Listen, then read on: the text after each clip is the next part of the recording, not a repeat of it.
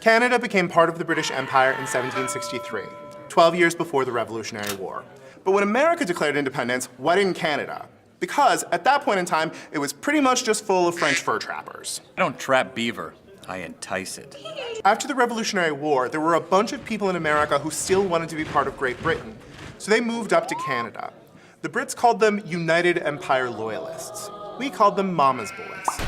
They liked not running their own country. So most Canadians had no interest in being independent, except the French speakers in Quebec. They were still annoyed that the English people were in charge of everything. And the poor English speakers in Ontario, they were pissed off that only rich guys were in charge.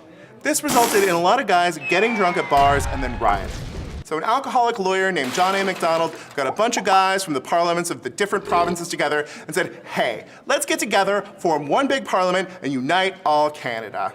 After many, many glasses of gin, the other guys agreed, and on July 1st, 1867, Canada was confederated. Confederated, uniting several governments under a loose central authority. See also the form of government supported by the Dukes of Hazzard's car. So that's Independence Day, right? Right. No. They still had no foreign policy, no right to amend their constitution, no flag. Ugh.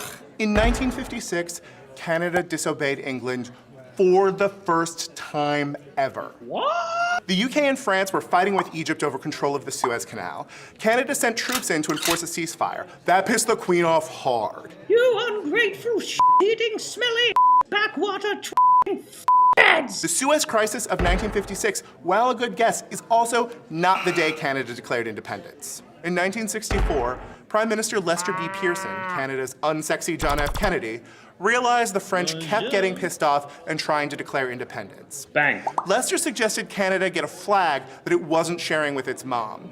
Most Canadians went apeshit and spent over a year arguing about whether the 8th largest economy on the planet should have its own flag. Eventually, finally, they picked a leaf. I know what you're thinking. The Great Flag Debate of 1964 must be the year that Canada gained its independence. Right? No.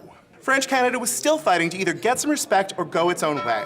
So Prime Minister Pierre Trudeau, Canada's sexy Jimmy Carter, realized the only way to hold his country together was to have control of their own constitution. In 1982, he passed the Constitution Act, which meant that Canada was in charge of Canada. They might put the Queen on their money, but in their hearts, they knew their true leader was a beer-swilling bilingual beaver covered in maple syrup. So when did Canada become independent? The answer is very slowly, over the course of 115 years. And as your American heart starts to laugh at them for being dependent mama's boys, please remember the way they did it meant no one got shot, everyone got listened to, and they get to have a beaver on their money. So who's the real winner? The beavers. Viva les beavers!